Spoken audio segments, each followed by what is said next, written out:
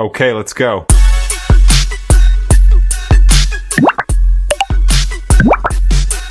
अस्सलाम वालेकुम दोस्तों, आज ईद का दूसरा दिन है। आपको बहुत बहुत मुबारक। दोस्तों, हम दोनों की तरफ से हमारे सारी YouTube की फैमिली को और पूरे पाकिस्तान को और दुनिया में जहां जहां पे हमें लोग देख रहे हैं तो उन सबको ईद मुबारक। दोस्तों, हम गए तो थे वहां पर एक कैफे में तैयार होके ना कि कुछ खाएं पिएंगे, लेकिन वहां हमने देखा पोलियो के मरीज औरतें नंगे अजीब बाजू किस्म करके की खवातीन आई हुई थी भाई, गले उसके ये थे कि नाफ तक थे। और तस्वीरें और वीडियोस में तो हैरान हुई इन पाकिस्तानियों पे कि ये हर जगह पे तस्वीरें लगा के ये क्या बनना चाहते हैं और क्या है एजेंडा क्या है। और दोस्तों, वो जो लीजे शहर है जो पिंड में वीडियो बनाती है, उससे भी ज्यादा मोटी सांड जैसी औरतें दोस्तों वहां फिर रही थी।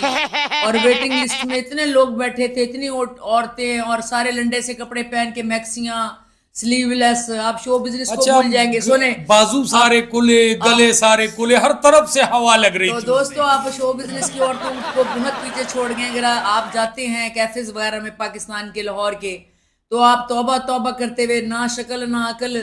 ठीक है दोस्तों, वो या तो बहुत हुसन टपक रहा हो ना, तो हम कह चलो कोई अपने बाजू दिखा रही है। हुसन टपका भी हो तो टपकाने के लिए हुसन को दरिया में बहाना चाहिए। पोलियो के मरीज हो, मरियल टांगे, मुझे तो वो मिसाल याद आ गया कि पुराने जमाने में तलवारें बाहर होती थी और औरतें घर के अंदर, तो लोग बहुत तरक्की कर रहे थे इस्लाम, लेकिन जब से औरतें बाहर हो गई हैं। दोस्तों को तो बताए ना, बात तो सही है। दोस्तों मेरे साथ क्या ट्रेजेडी हुई।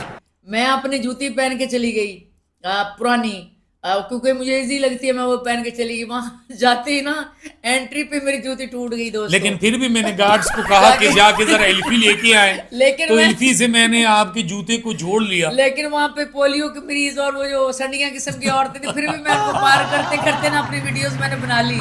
मैंने कहा कि चाहे ये संडियां हैं, चाहे ये जितनी मोटी सांड है, मैं भी अपनी हिम्मत नहीं छोड़ूंगी। मैंने भी टूटी हुई जूती से चलती चलती अपने वहां। लेकिन आप जिस तरह टूटी टूटी चल रही थी तो लोग जरूर सोच रहे होते, औरतें ये सोच रही कि पता नहीं आप पोलियो के मरीज क्या, आप कौन हो, किस तरह चल रहे हो। तो दोस्तों, ये छोटा सा एक मजाक था। तो हमने कहा कि क्या यहाँ पे बोर होना। दोस्तों, हम दोबारा येंगो करा के आगे, हमने खाना नहीं वहां खाया क्योंकि बहुत लंबी लिस्ट थी लोगों की, और वेटिंग की मुझे बिल्कुल आदत नहीं। तो दोस्तों, हमने कहा हम जाके देखते हैं कि यूट्यूब पर क्या क्या हुआ है। तो हमें पता चला कि वो हो गया जिसका हमें कभी तवक्को ही नहीं था। हमें पहले से शक था कि इकरारुल हसन जो ड्रामे करता रहा, जो कुछ करता रहा, मुझे पहले से आज जो इन्होंने ड्रामा शुरू कर दिया, इस ड्रामे के मतलब पे मैं नहीं समझा कि उसने कहा लोग कुर्बानी कर रहे हैं, मैं अपनी ईगो को कुर्बान कर रहा हूँ। ये पहले सुने जरा इकरारुल हसन की बातें। अस्सलाम वालेकुम, आप सबको बहुत बहुत ईद मुबारक। आज ईद का सारा दिन मैं ये सोचता रहा हूँ कि हम इतने बेज़बान जानवरों की कुर्बानी करते हैं, लेकिन इस कुर्बानी के बावजूद ना कुछ सीखते हैं और ना कुछ सोचते हैं। आप और मैं जिंदगी में ऐसी बहुत सारी बातें करते हैं कि जिन्हें हम आर्गुमेंट के जरिए, डिबेट करके, दलील के साथ ठीक साबित कर सकते हैं, लेकिन यहां से हमें मालूम होता है कि वो बात ठीक नहीं है, वो बात नहीं करनी चाहिए। अभी आगे सुनाते हैं ना, अभी आपको आगे सुनाते हैं, यहाँ से छोटे छोटे पीस लगाने, क्योंकि कॉपीराइट का मसला है। दोस्तों, ये अब ये ना क्या शुक्र करें कि इसने मौलाना तारिक जमील साहब की तरह ये नहीं कह दिया कि ख्वाब में ना मुझे बिशारत हुई है कि इमरान खान एक नेक आदमी है, तुम जाके माफी मांगो। नहीं, लेकिन इस माफी में मैं समझा नहीं था कि इसको पता है मैं एयरपोर्ट पे भी नहीं चल सकता, लोग तो मेरा जीना मुश्किल कर देंगे। दोस्तों, अब इसके बारे में मैं वही कहूंगी जो अनमोल नामी और जिसने मिशी खान को कहा था, ना ये सड़कों पे चल सकी, ना ये मुजरों में चल सकी, ना ये फिल्मों में चल सकी, ना ये ड्रामों में चल सकी, ना। अब मैं इसके बारे में कहूंगी कि ना ये प्रोग्राम में चल सका, ना ये दीन में चल सका, ना ये एक्टिंग में चल सका, ना ये वो बनने में, क्या सियासतदान बनने में चल सका। अब देखें दोस्तों, जब नहीं चल सका ना, तो ये देखें अब ये क्या कह रहा है, ये देखें।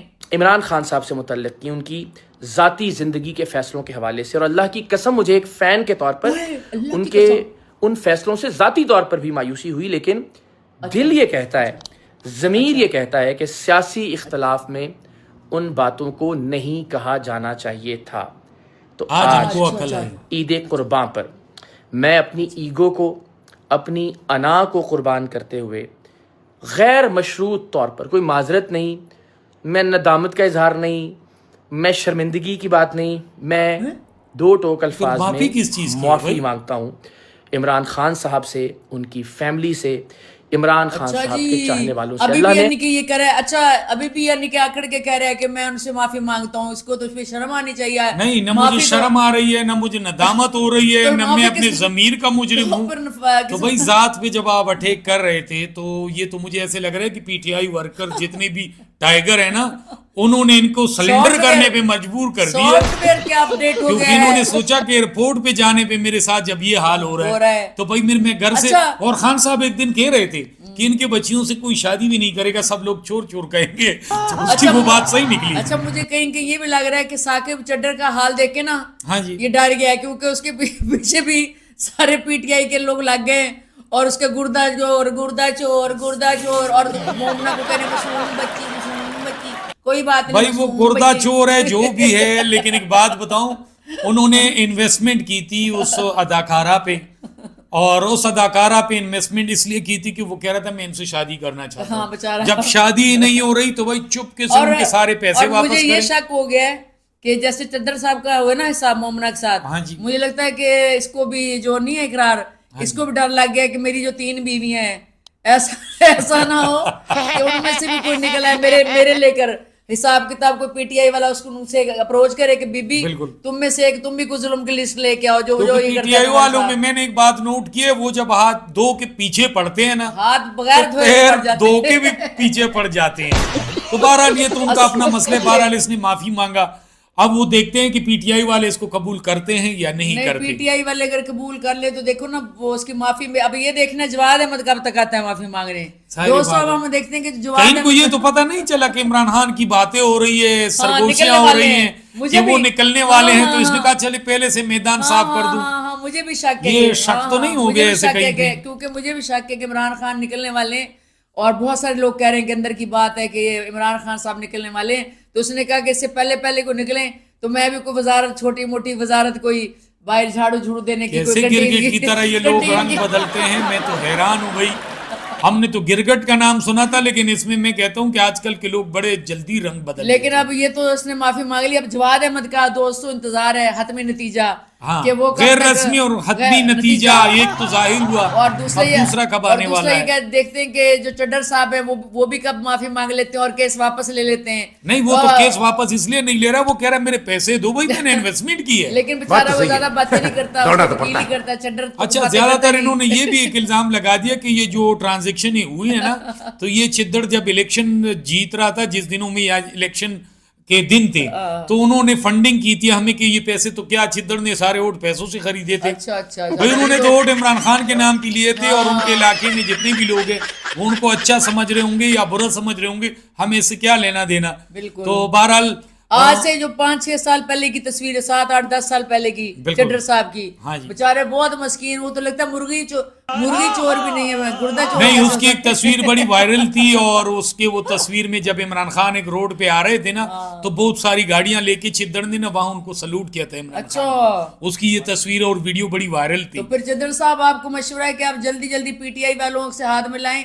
یہ مومنہ جیسی عورتیں کیا ہیں آپ کے ہاتھ کی محل ہیں، تو اچھی خاصی آپ کی زندگی تھی، اچھی خاصی آپ منسٹر بنے تھے، کچھ اپنے حلقے میں کام کرواتے، تو چاہے آپ جس پارٹی میں ہیں، جتنا پیسہ آپ نے اس عورت پہ لگایا، اتنا اگر اپنے حلقے میں لگایا ہوتا تو ہر گلی ہر کوچہ بالکل گلی پکی ہوتی. آپ کا عاشق ہوتا. بات تو صحیح ہے بالکل. تو آنے والے الیکشن کے دنوں میں آپ کو بغیر مانگے ہوئے ووٹ مل جاتے. بالکل. ابھی بھی دیر نہیں ہوئی. اگر آپ بھی اس کی طرح معافی مانگ لیں گے جو ہے آدمی اقرار الحسن کی طرح، تو میرا خیال میں ہو سکتا ہے پی ٹی آئی کے لوگوں کے دل ہیں بڑے مان میں، مجھے لگتا ہے کہ وہ معاف کر دیں گے. تو اسی کے ساتھ پھر دوستو ہمیں دے اجازت، ہمیں بتائیں کہ اس آدمی کو، یہ جو قرار الحسن ہے، جو طرح خربوزے کو دیکھ کے خربوزہ رنگ پکڑتا ہے اور گرگٹ کی طرح جو رنگ بدلتا ہے، تو کیا اس کو معاف کر دینا چاہیے؟ کیا یہ بھی کوئی اس کا پینترا تو نہیں ہٹ ہونے کا جو عید کو رات سے خواب ہے؟ یہ نہ کہہ دے خواب ہے. تو دوستو کمنٹ سیکشن میں ضرور اپنے رائے کا اظہار کرے، اور ہماری طرف سے اینڈ پہ بھی عید مبارک ہو سب کو. ملتے ہیں کسی اور ویڈیو میں کسی اور ٹاپک میں، اس وقت تک اللہ حافظ.